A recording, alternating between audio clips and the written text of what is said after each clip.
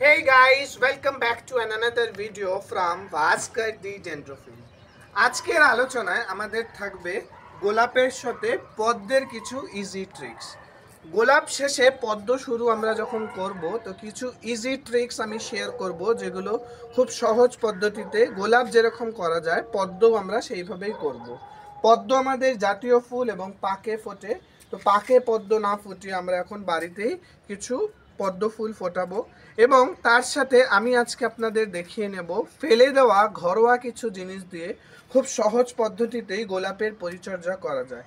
যদিও সিন্ডারে গোলাপ করতে গেলে রাসায়নিক সার তো অবশ্যই লাগবে, কিন্তু আমরা কিছু ঘরোয়া পদ্ধতিতে ফেলে দেওয়া জিনিস দিয়েও কিছু ইজি ট্রিক্স আপনাদেরকে দেখাবো, যেগুলো অ্যাপ্লাই করলে খুব সুন্দর গোলাপ গাছের রেজাল্ট আপনারা পাবেন। শুরুতেই আমি কিছু ফুটে থাকা গোলাপ আমার বাগানের আপনাদেরকে একটু ভিডিও দেখিয়ে নেব, তারপরেই আমি ইজি ট্রিক্স এবং তারপরেই আমি পদ্মের কিছু ইজি ট্রিক্স বা পদ্মের টিউবার কী করে সংরক্ষণ করতে হয় বসাতে হয় সেই নিয়েই দেখাবো। আশা করছি আপনারা আমার পাশে থাকবেন। আপনারা পাশে থেকেছেন বলেই আমার এই ভিডিও করা রেগুলার। আপনাদের উৎসাহতেই আমি উৎসাহিত হয়ে ভিডিও করার উৎসাহ পাই। তো এবারেও আশা রাখছি যে আপনারা ভিডিওর পাশে থাকবেন, রাদার আমার পাশে থাকবেন। তো চলুন কিছু ফুটে থাকা গোলাপ আমি আমার বাগানের আপনাদেরকে দেখিয়ে নিই। বাগানের ওভারভিউ দেখাতে গিয়ে প্রথমেই আমি আমার দেশি গোলাপগুলোকে দেখিয়ে নেব। এটা দেশি গোলাপের থার্ড ফ্ল্যাশ, অর্থাৎ এর সেকেন্ড ফ্ল্যাশেও ফুল ফুটে গেছে। এটা থার্ড ফ্ল্যাশের ফুল। ফুলগুলোর সাইজ সেকেন্ড ফ্ল্যাশ এবং ফার্স্ট ফ্ল্যাশের থেকে তো অনেক ছোট, সেকেন্ড ফ্ল্যাশের থেকেও একটু ছোট হয়েছে। অর্থাৎ এই সময় এবারে এর অন্য ট্রিটমেন্ট অর্থাৎ যে ডিবার্ডিংয়ের প্রসেস সেটা হয়তো এই দেশি গোলাপে স্টার্ট করলেও করা যেতে পারে, কিন্তু দেশি গোলাপে অত স্ট্রেস না দিলেও এ খুব সুন্দর ফুল ফোটে। যখনই দেখবেন যে ফুলের সাইজ ছোট হয়ে আসছে, দেশি বিদেশি বা যে কোনো মানে হাইব্রিড যে গাছে, সেখানেই ডিবার্ডিং প্রসেস স্টার্ট আপনি করতেই পারেন। তবে আমি যেরকমটা বলেছিলাম যে আমি নিজের গাছের ক্ষেত্রে April, mid of April minimum এবং ম্যাক্সিমাম মেতে আমি ডিবার্ড স্টার্ট করব। এরপরেই আরেকটি ফুল ফুটে থাকা দেখিয়ে নেব, যার নাম সোভেরিয়ান। আগের ভিডিওতেও আপনারা দেখেছিলেন। এর সাইজটা আপনারা খালি একবার বোঝার চেষ্টা করুন। আমি জানি না ক্যামেরাতে কতদূর বোঝা যাচ্ছে। 1 বছরের একটি গাছ 6 ইঞ্চি টবে রয়েছে। এই বছর একে 8 ইঞ্চি টবে আমি ট্রান্সফার করব। একটি ফুল ফুটে থাকার পরেই মিনিমাম 15 থেকে 17 দিন অ্যাজ ইট ইজ থাকে, তারপরে কালারটাই হালকা ফেড হতে থাকে এবং গাছে প্রায় 20 থেকে 22 দিন ইজিলি ফুল থেকে যাবে। এরপরে আবারও একটা সোভেরিয়ান বা মালিবু আমি দেখিয়ে নেব। মালিবু গাছটার খুব একটা গ্রোথ হয়নি এই বছরে, জানি না কেন, কি ভুল আমার হয়েছিল। এরপরে আমি দেখিয়ে নেব টিয়ারা, যেটি একটি অবসোলেট সাদার মধ্যে, এখন প্রায় পাওয়াই যায় না, গুগলেতে পাওয়াই যায় না। যাদের কাছে আছে তারা দেখতে পারবেন এবং এর কুড়ির পরিসর আপনারা দেখুন, মানে একসাথে যদি এতগুলো ফুল ফোটে, যদিও ফুটবে না, পরপর পরপর ফুটবে, মানে পুরো মনে হবে মানে পেঁজা তুলোর মেঘ আমার ছাদ বাগানে চলে এসছে। এরপরে আমি একটি গাছের গ্রোথ শুধু আপনাদের দেখিয়ে নেব, যেটা মাটির মিডিয়াতে আছে। আগের দিনও আপনাদেরকে দেখিয়েছিলাম ব্ল্যাক বাকারা, যেটাকে ভুল করে আমি বলতাম black baccara. This is not black baccara, this is black baccara. গাছের গ্রোথটি দেখুন এবং এটি মাটিতে হয়ে রয়েছে। এরপরে ক্যালাপলি আইডির একটি হলুদ গোলাপ আমি দেখিয়ে নেব। এর শেপটা আমার খুব দারুণ লাগে, কাপ শেপের, বোল কাপ শেপের, এবং ফুটে বহুদিন থাকে। এরপরে হালকা কালার ফেড হতে থাকবে, কিন্তু একটা ফুল যদি আপনি গাছে শুধুমাত্র রেখে দেন এ শুধুই দিনের পর দিন মাসের পর মাস থেকে যাবে, কালার ফেড একটু অবশ্যই হয়ে থাকে। এরপরে আমি দেখিয়ে নেব আমার গাছের মালবা ফুল। এই মালবা ফুল খুব সহজেই কিন্তু বীজ থেকে চারা করা যায় এবং এই মালবার অনেক রকমের, শুধুমাত্র ফুলের সৌন্দর্য নয়, এর অনেক প্রাকৃতিক গুণও রয়েছে। রূপচর্যার কাজেও এই মালবা লাগতে পারে। এবং আমি কোথাও একটা পড়েছিলাম বা শুনেছিলাম মালবা ফুলের বা পাতার রস, ঠিক জানি না, যাই হোক এটা না হয় শেয়ার নাই করলাম, কারণ এতে ক্ষতি হলেও হতে পারে। আমি নিশ্চয়ই এর প্রাকৃতিক যেসব গুণ রয়েছে সেই গুণ নিয়ে আপনাদের কাছে আর একটা নতুন ভিডিও নিয়ে আসব। এবং দেখুন কি দারুণ লাগছে, এবং প্রতিটি ফুলের সাইজ খুব ছোট, কিন্তু গুচ্ছ গুচ্ছ ফুল ফুটে রয়েছে এবং কালার অসাধারণ। এবং এর একটা বীজ থেকে প্রচুর গাছ আপনি পেয়ে যাবেন। যেরকম আপনাদের বীজ দেখানোর চেষ্টা আমি করছি, এই যে বীজটা দেখতে পাচ্ছেন এখানে যেই বীজটা হয়ে রয়েছে, এই বীজ থেকে আপনি বীজ সংরক্ষণ করে সামনের বছরে বহু ফুল পেতে পারেন। এবং এই ফুলটা যতদূর সম্ভব খুব মিষ্টি একটি ফুল, তার কারণ আমি যখনই দেখি তখনই এতে পিঁপড়ে দেখা যায়। এরপরে আমাদের সকলের পছন্দ ডবল ডিলাইট। এই ডবল ডিলাইটের যে কি সাইজ ছিল সেটা আপনারা আশা করি সকলেই দেখেছেন, কিন্তু একটু গরম পড়ায় এবার এর সাইজে একটু পরিবর্তন আসছে। একেও ডিবার্ড হয়তো করা যেতে পারে, কিন্তু করব না আমি আগে আরও 2-3টে ফুল দেখে নেব। যদি দেখি যে সাইজ একদম ছোট হয়ে আসছে, সেই ক্ষেত্রে এর ডিবার্ড স্টার্ট করব। এখানে কিছু অর্নামেন্টাল অরেঞ্জ হয়ে রয়েছে আমার, এবং ওইদিকে একটা গাছ রয়েছে যেখানে ফুল সবেমাত্র ফুটছে। ফল আসলে আপনাদের সাথে অবশ্যই শেয়ার করব। এই ফুল থাকা অবস্থায় আমি 15 দিনে একবার 1 লিটার জলে 1 ml মিরাকুলান গুলে স্প্রে করব, যাতে ফুল থেকে ফলগুলো হতে খুব দ্রুত হয় এবং ফুল ঝরে না যায়। এরপরে আমি আমার বাগানের একজন রানীকে আপনাদের সাথে দেখাবো, যার নাম এপটাইট। এপটাইট ফুল নিয়ে বলতে গেলে অনেক কিছুই বলতে হয়, তো তত ডিপলি আমি যাচ্ছি না, যতটা কমে পারবো আপনাদের সাথে শেয়ার করব। প্রথমত জানিয়ে রাখি এর ফুল ফোটার ক্যারেক্টারিস্টিক।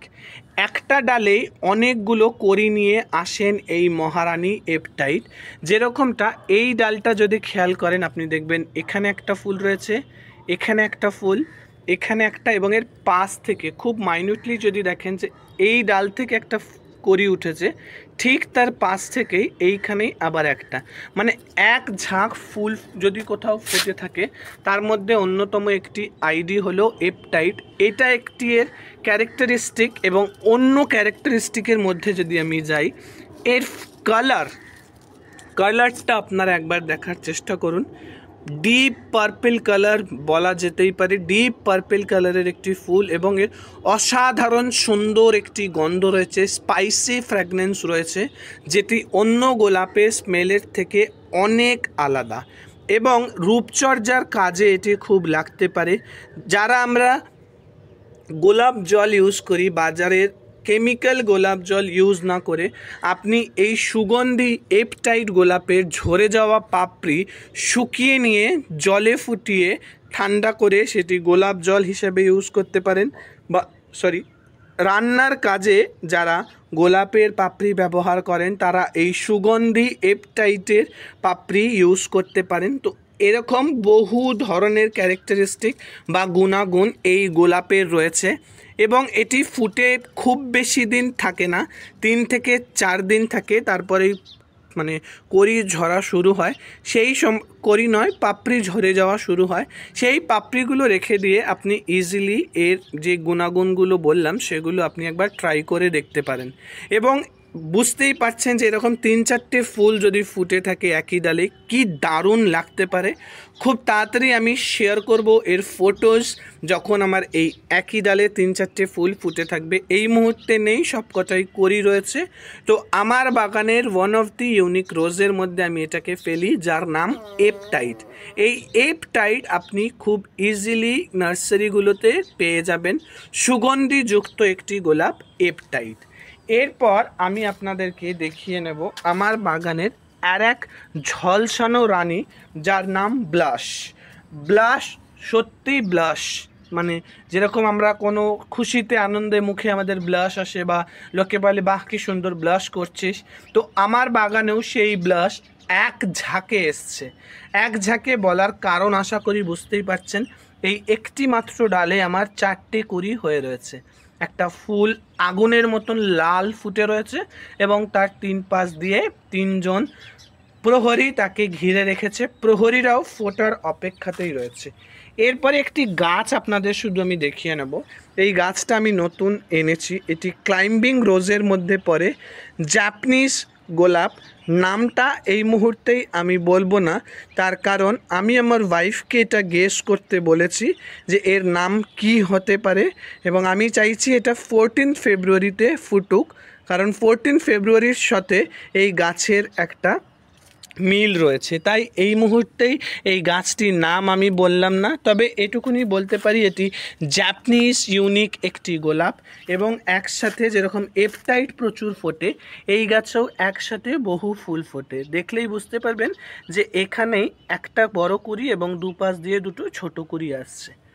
এরপরেই আমি চলে যাব আমার বাগানের আরেকটি ইউনিক গোলাপ নিয়ে, যেটির নাম হানি ডিজন। হানি ডিজন আমি সুশান্ত নার্সারিতে পৌঁছে গিয়ে আপনাদের সাথে শেয়ার করেছিলাম হানি ডিজন, এবং সেখান থেকেই কালেক্ট করা আমার এই হানি ডিজন। গাছটির বয়স খুব একটি হবে না, আগের দিনই দেখিয়েছিলাম, 1/12/2024, অতএব শুধু এই মাসেই 1/12/2024, আচ্ছা সরি, লাস্ট ইয়ার ডিসেম্বর মাসের শুরুতেই আমি এই হানি ডিজনটি কালেক্ট করে এনেছিলাম। এবং এর ইউনিক কালার আপনারা কি সেটা যার বাগানে রয়েছে বুঝতেই পারবেন। ক্যামেরায় ধরা খুব একটা সহজ নয় একে, তাও আমি চেষ্টা করছি। বিস্কিট কালারের, ডিপ বিস্কিট কালারের ওপরেরগুলো হয়ে রয়েছে, এবং নিচের মানে শুরুর ফুলগুলো হালকা ফেড বলবো না, এর কারণ এটাই ফোটা শুরু হয়েছে, হালকা হয়ে রয়েছে এই পেটালসগুলো, আর এগুলো ডিপ। এবং এর বিশেষত্ব যেটা কোকোলোকোর থেকে, কোকোলোকো আপনার পুরোটা এই কালারের হয়ে থাকে, ওয়্যারঅ্যাজ হানি ডিজনের এন্ডগুলো কিন্তু রেড স্পট পড়তে থাকবে। ফুল যত ম্যাচিওর হবে, অর্থাৎ গাছ যত আপনার ম্যাচিওর হবে, ফুলের সাইজ এবং অরিজিনাল ফুলের যেই কালার সেটা আপনার এভাবেই আসতে থাকবে। তো এই কিছু সামান্য গোলাপ আমি আপনাদের সাথে শেয়ার করলাম। খুব বেশি গোলাপ আমি করতে পারিনি, যেহেতু ফ্ল্যাটে থাকি। ইচ্ছে থাকলেও আমি করতে পারি না বা চাই না, কারণ আমার কাছে গাছ যেটুকুনি করব কোয়ালিটির গাছ যাতে হয় সেই চেষ্টা করি। কোয়ান্টিটি করে আশা করি সেরকম লাভ নেই যদি না মেনটেন করতে পারি। এই ক্ষেত্রে আপনাদের আরেকটা সাজেশন দেব যে গোলাপ দেখে সকলেই গোলাপের প্রেমে পড়ে যান, এবং সিন্ডারে খুব ভালো গোলাপ হয় বলে সিন্ডারে গোলাপ করার ডিসিশন নিয়ে ফেলেন। সেই ক্ষেত্রে আমি আপনাদের একটি সাজেশন দেব ছোট ভাই বা বন্ধুর মতন, যে যারা 3 থেকে 4 বার, মিনিমাম 3 থেকে 4 বার গাছে জল দিতে পারবেন, এরকম ব্যবস্থা যদি আপনার থেকে থাকে, আপনি বা আপনার বাড়ির যে কেউ যদি দিতে পারে, সেই ক্ষেত্রেই সিন্ডারে গাছ বসাবেন। তার কারণ সিন্ডারে কিন্তু বহুবার জল দিতে হয়। ফুল ভালো, অবশ্যই কোয়ালিটি এবং কোয়ান্টিটি দুটোই ভালো হয়, কিন্তু জল দিতে না পারলে আপনি কিন্তু গাছ মেনটেন করতে পারবেন না। সেই ক্ষেত্রে শেষের দিকে আপনার কষ্ট হবে। তাই শুরুতেই ফুল দেখে দৌড়াবেন না, রেদার আপনি মাটিতে করলে একবার জল দিলে বা ম্যাক্সিমাম 2 বার দিলেই কিন্তু হয়ে যায়। ওয়্যারঅ্যাজ সিন্ডারের ক্ষেত্রে কিন্তু যতবার শাওয়ারিং করাবেন তত ভালো। আমি বাড়িতে না থাকায় আমি আমার মাকে বলিয়ে শাওয়ারিং করাই, এবং আমি চেষ্টা করি যেদিন বাড়ি থাকা সেদিন পুরোপুরি যত্ন নেওয়ার। অফিস থাকায় সেটা সেভাবে হয় না। তো আমার যেহেতু ব্যবস্থা রয়েছে, মানে মা রয়েছেন, বাড়িতে বউ রয়েছেন, বাবা রয়েছেন, প্রত্যেকেই আমার সহযোগিতা করে, তাই আমি সেই ক্ষেত্রে সিন্ডারে করার একটি সাহস বা সুযোগ দুটোই পেয়েছি। যাদের কাছে এই সুবিধের হাতটি মানে হেল্পিং হ্যান্ড থাকবে না, তাদের আমি রিকোয়েস্ট করব সিন্ডারে কিন্তু খুব বেশি গাছ করতে যেন না, এতে আপনি হতাশ হতে পারেন। Rather than go for soil media. Soil মিডিয়াতেও কিন্তু খুব ভালো ফুল হয়, তার নিদর্শন আমি আপনাদের অবশ্যই দেখিয়েছি, এবং এটিও তার নিদর্শন। গোলাপ করা খুব একটা কঠিন নয়, একটু মেনটেন করতে পারলেই খুব ভালো পরিমাণে ফুল আপনি পেতে পারবেন। আশা করি এই গোলাপের অল্প কালেকশন আপনাদের ভালো লেগে থাকবে। যারা যারা নিজেদের গোলাপের কালেকশন আমার ভিডিওর মাধ্যমে বহু দর্শক বন্ধুর কাছে পৌঁছে দিতে চান, তারা অবশ্যই আমার হোয়াটসঅ্যাপ নাম্বার 6289069886, আই রিপিট 6289069886, এই নাম্বারে একটা হোয়াটসঅ্যাপ করে আপনার লোকেশন লিখে দিলে আমি আপনার ছাদ বাগান সকলকে ঘুরিয়ে দেখানোর একটা চেষ্টা করব। কারণ আমরা যতই আমাদের এক্সপিরিয়েন্স শেয়ার করব, বাকি যে বা যিনি এরকম ছোট্ট রূপে বা বড় বাগান করতে চাইছেন তাদের খুব সুবিধা হবে। সেজন্যই আপনাদের রিকোয়েস্ট করা যে যারা বাগান করছেন, তো বাগান করতে গিয়ে কিছু না কিছু ইজি ট্রিক্স আপনি অবশ্যই জানেন, সেই ইজি ট্রিক্স আপনি আমাদের সাথে শেয়ার করলে খুব ভালো হবে। যেরকমটি আমি একটি ইজি ট্রিক্স এখন আপনাদের সাথে শেয়ার করব। যেমন কলার খোসা, চা পাতা, কমলা লেবুর খোসা, এগুলো আমরা কি করি, ওয়ান টাইম ইউজ করেই ফেলে দিই। আমি আপনাদের একটা সাজেশন দেব যে এগুলোকে এইভাবে ফেলে না দিয়ে, যেরকম চা পাতা যদি চিনি দিয়ে খান ভালো পরিষ্কার জলে ধুয়ে নিতে হবে। যদি চিনি ছাড়া চা পাতা খান, সেই চা পাতা এবং কলার খোসা বা একটা গোটা কলা চটকে নিয়ে ভালো করে ফুটিয়ে ঠান্ডা করে যদি গাছে স্প্রে করতে পারেন, কি ম্যাজিক যে আপনি পাবেন সেটি দুবার ইউজ করলে, অর্থাৎ 15 দিনের গ্যাপে এক মাস আপনি ইউজ করলেই বুঝতে পারবেন যে কি ম্যাজিক আপনি দেখছেন এবং আমি আপনাকে কোনো মশলাদার গল্প বলেছি কিনা। এটা একটি গেল। এবং কমলা লেবুর খোসা, কমলা লেবুর খোসাও শীতকালে খেয়ে আমরা ফেলে দিয়ে থাকি। কমলা লেবুর খোসাও না ফেলে দিয়ে যদি আমরা সেই কমলা লেবুর খোসাকে ভালো করে শুকিয়ে নিতে পারি, শুকিয়ে নিয়ে গুঁড়ো করে আবারও সেম প্রসেসে যেরকম চা পাতা আর কলার খোসা ফুটিয়ে নিয়েছিলাম, কমলা লেবুর খোসাও এইভাবে ফুটিয়ে নেওয়ার পরে যদি গাছের পাতায় স্প্রে করতে পারেন, এই যে চকচকে ভাবগুলো দেখছেন এগুলো কিন্তু সেই কমলা লেবু খোসা দেওয়ারই ফল। কমলা লেবুর খোসা আমরা জানি যে এতে ভিটামিন সি রয়েছে এবং আমাদের মানুষের স্কিন কেয়ারে এই কমলা লেবুর খোসা লাগে। সেই বুদ্ধিটাই কাজে লাগিয়ে যদি আপনি আপনার গাছেও স্প্রে করেন, দেখবেন আপনার গাছের পাতার চেহারাও পাল্টে যাবে। তো এরকম কিছু ইজি ট্রিক্স যারা ফলো করেন বাগান করতে গিয়ে, তারা আমাদের সাথে সেই ইজি ট্রিক্সগুলো শেয়ার করতেই পারেন। এতে অন্যান্যরাও ইন্সপায়ার্ড হবে এবং কিছু জিনিসের রিসাইকেলও হবে। কারণ বাগান করার পাশাপাশি আমাদের মনে রাখতে হবে যে আমাদের নেক্সট জেনারেশনকে কিন্তু আমরা যাতে একটা গ্রিনার ওয়ার্ল্ড গিফট করতে পারি rather than a polluted world. তো এগুলো মাথায় রেখে আমরা রাসায়নিক সার যত কম ব্যবহার করা যায় বা কিছু কিছু ক্ষেত্রে না করলেই নয়, সেইখানে করবই। সাইড বাই সাইড কিন্তু আমাদের জৈবিক খাদ্যগুলো ইউজ করা খুবই বাঞ্ছনীয়। এরপর আমি চলে আসব পদ্মের কিছু আলোচনা। তো শুরুতেই আমি দেখিয়ে নেব যে আমি পদ্মের টিউবার কিন্তু তুলে নিয়েছি। পদ্মের টিউবার আমি আমার প্রথা অনুযায়ী 26শে জানুয়ারিতেই সমস্ত টিউবার তুলে নিয়েছি এবং এই টিউবারগুলো তুলে নেওয়ার পর আমি সাধারণ নর্মাল জলে ফ্লোট করে রেখেছি। এই ফ্লোটিং অবস্থায় মিনিমাম আমার টিউবার 15 থেকে 21 দিন থাকবে। তারপরে আমি গাছগুলোকে বসাবো। মিনিমাম 15 থেকে 21 দিন থাকবে, এই কারণেই বলছি। এবং সেই সূত্রে একটি কথা বলে রাখি যে আমি আগের কোনো একটা ভিডিওতে আপনাদের বলেছিলাম যে যারা কম দামের মধ্যে টিউবার পাবেন অবশ্যই সংগ্রহ করে নেবেন। তার কারণ আপনি এখন যদি 10 টাকা, একটা এক্সাম্পল বলছি, 10 টাকায় যদি একটা টিউবার পান, এক মাস পরে সেটার হতেই পারে 15 টাকা দাম হয়ে গেছে। তো এখন 10 টাকায় পাওয়া গেলে কি আপনি সেই অফারটা ছেড়ে দেবেন? আমি বলবো কখনোই নয়। অফারটা নিয়ে নিন এবং এইভাবে ফ্লোট করে রেখে দিন। ফ্লোট করে রেখে দেওয়ার পরেই আপনি দেখতে পারবেন যে এখান থেকে কিছু সাদা রুটস বেরোচ্ছে। সাদা রুটস বা পাতা বেরোনোর পরেই আপনি মিডিয়া রেডি করে গাছ বসিয়ে দিতে পারেন। পদ্মও কিন্তু খুব ইজি, কারণ আমরা সকলেই জানি পদ্মের মতন ইজি কিছু হয় না। পদ্মের শুরু এবং শেষটাই খুব টাফ, অর্থাৎ একে আপরুট করা এবং রিপোর্ট করাটাই খুব টাফ। মিডিলে কোনো কিন্তু কাজ থাকে না।